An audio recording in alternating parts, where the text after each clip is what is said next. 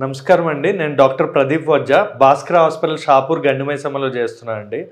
ఈరోజు మనం చాలామందికి అంటే మన చాలా దేశాలకి మందికి కూడా కాదు, చాలా కంట్రీస్ బాధపడుతున్న వెరీ కామన్ ప్రాబ్లం ఏంటంటే ఒబిసిటీ. అంటే ఉండాల్సిన బరువు కంటే ఎక్కువగా మన హైట్కి వెయిట్కి కరెక్ట్గా ఉండాలి. మన ఏజ్కి ఉండాల్సిన దానికంటే ఎక్కువ వెయిట్ ఉంటే దాన్ని ఒబిసిటీ అంటాం అనమాట.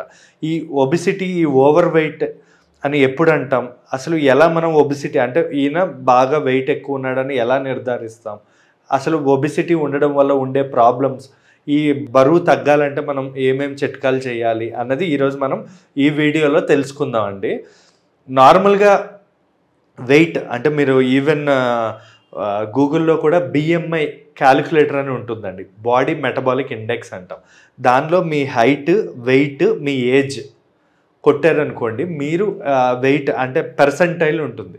దానిలో మనకి 25 లోపల ఉంటే మీరు కరెక్ట్గా మీ ఏజ్కి తగ్గట్టు, మీ హైట్కి తగ్గట్టు వెయిట్ ఉన్నట్టు.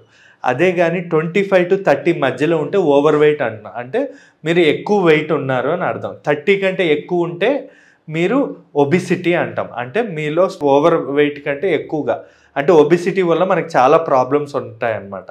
ఈ ఒబిసిటీ వల్ల మనకు హార్ట్ ప్రాబ్లమ్స్ రావచ్చు, షుగర్ అటాక్ అవ్వచ్చు, బీపీ అటాక్ అవ్వచ్చు, ఇవన్నీ కూడా అవ్వచ్చు. మీకు కంపేర్డ్ విత్ మన ఓల్డెన్ డేస్తో పోల్చుకుంటే ఇప్పుడు ఒబిసిటీ ఉండేవాళ్ళు బాగా 20% ఎక్కువగా పెరిగిపోయారనమాట. ఫస్ట్ ఒబిసిటీ ఉన్న కంట్రీ ఏది అంటే యుఎస్. అమెరికాలో చాలామంది ఒబీస్ పేషెంట్స్ ఎక్కువ. తర్వాత మనకి ఏంటంటే మన ఇప్పుడు ఈ ఏషియన్ కంట్రీస్ లైక్ చైనా, ఇండియాలో కూడా ఒబిసిటీ పేషెంట్స్ బాగా పెరిగిపోయారు. రీజన్ ఏంటి అంటే మనకి ఒకప్పుడు ఏంటంటే అన్ని పనులు మనం చేసుకునే వాళ్ళం. ఇప్పుడు ఏంటంటే స్విగ్గీలు వచ్చేసాయి, జొమాటోలు వచ్చేసాయి, ర్యాపిడోలు వచ్చేసాయి. అంటే ఏ పని చేసుకోవాలనుకున్నా కూడా మనం ఫోన్ ద్వారానే అన్ని పనులు జరిగిపోతున్నాయి. సో మన ఫిజికల్ యాక్టివిటీ అనేది తగ్గింది.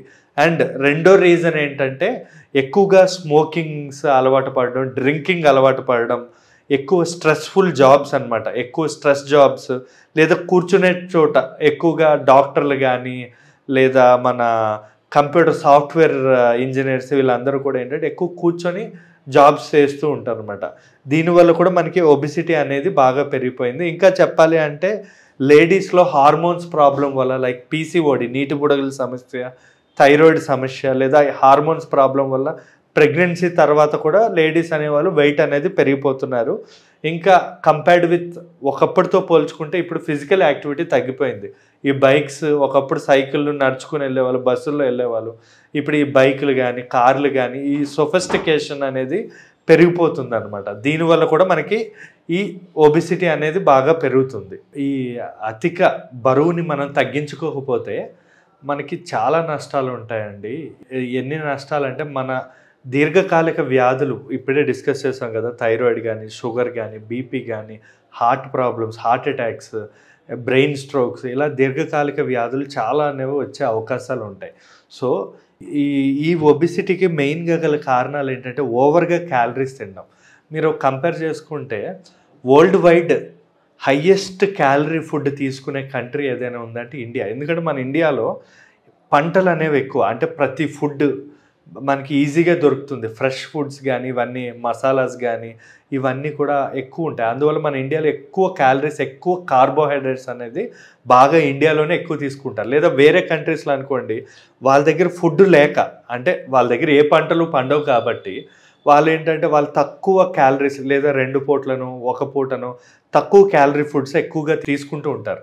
దానివల్ల వాళ్ళు చాలామంది హెల్తీగా ఉంటారు. లేదా మన ఇండియాలో ఫుడ్ ఆప్షన్స్ ఎక్కువ, జంక్ ఫుడ్స్, ఆయిల్ ఫుడ్స్, లేదా స్మోకింగ్లు, డ్రింకింగ్లు, లేదా కొన్ని ఏమంటారు స్ట్రెస్ వల్ల, నిద్ర సరిగా లేకపోవడం వల్ల ఈ ఒబిసిటీ అనేది పెరిగిపోతుంది. స్ట్రెస్ వల్ల ఎలా పెరుగుతుందంటే స్ట్రెస్లో మన బాడీలో ఏంటంటే కార్టిజోల్ అనే ఒక హార్మోన్ అనేది రిలీజ్ అవుతుంది అనమాట, స్ట్రెస్ హార్మోన్. దానివల్ల మన బాడీలో ఓవర్గా లావ్ అయిపోవడం, పొట్ట లావ్ అవ్వడం, ఇలాంటివన్నీ జరుగుతూ ఉంటాయి. సో ఈ ఒబిసిటీని మనం ఎలా అదుపు చేయాలి అంటే వెరీ ఇంపార్టెంట్ ఏంటంటే చెప్పా కదండి, ఫిజికల్ యాక్టివిటీ చాలా ఇంపార్టెంట్. అంటే రోజు ఎక్సర్సైజ్ మినిమం 30 నిమిషాల నుంచి గంట వరకు ఎక్సర్సైజ్ అనేది కంపల్సరీ చేసుకోవాలి. వారానికి 5 రోజులు మ్యాండేటరీ, కంపల్సరీగా ఎక్సర్సైజ్ అనేది ఇంపార్టెంట్. దాని తర్వాత వెరీ ఇంపార్టెంట్ ఏంటంటే డైట్ అనేది చాలా ఇంపార్టెంట్. డైట్ అంటే మనం యూట్యూబ్లో కొట్టి ఏదో ఇష్టం వచ్చినట్టు కీటో డైట్లని, ఏ డైట్లు అంటే ఆ డైట్లు మనం వితౌట్ ప్రొఫెషనల్ హెల్ప్, అంటే ఒక డైటీషియన్, క్వాలిఫైడ్ డైటీషియన్ హెల్ప్ లేకుండా చెయ్యొద్దు. అంటే మనం మన యూట్యూబ్లో చూసే డైటీషియన్స్ ఎవరైతే ఉంటారో వాళ్ళందరూ క్వాలిఫైడ్ కాదు. సో మనం ప్రాపర్గా డైట్ తీసుకోవాలి. అంటే డైట్ అంటే ఎలాగా, జంక్ ఫుడ్స్ తగ్గించాలి, క్యాలరీ ఫుడ్స్ అంటే క్యాలరీ డెఫిషియెంట్ ఫుడ్ తీసుకోవాలి, లేదా ఎక్కువగా ఏమంటారు ప్రోటీన్ ఎక్కువ తీసుకోవాలి. అంటే కొవ్వు అనేది ఫ్యాట్ ఫుడ్స్ అనేవి, fatty foods, oily foods, masala foods అనేవి తగ్గించుకోవాలి. సో ఇలా మన బాడీ బట్టి, మన వెయిట్ బట్టి ఒక్కొక్కరికి ఒక్కొక్క డైట్ ఉంటుందండి.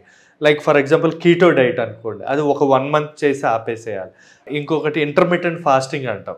బెస్ట్ ఇంటర్మిటెంట్ ఫాస్టింగ్ ఏంటి అంటే రోజుకి 2 పూట్లే తినాలండి. అది కూడా టైమింగ్ బ్రంచ్ అంటాం. పొద్దున్న బ్రేక్ఫాస్ట్ ప్లస్ లంచ్ ఒక 12 గంటలకి తీసేసుకోవాలి.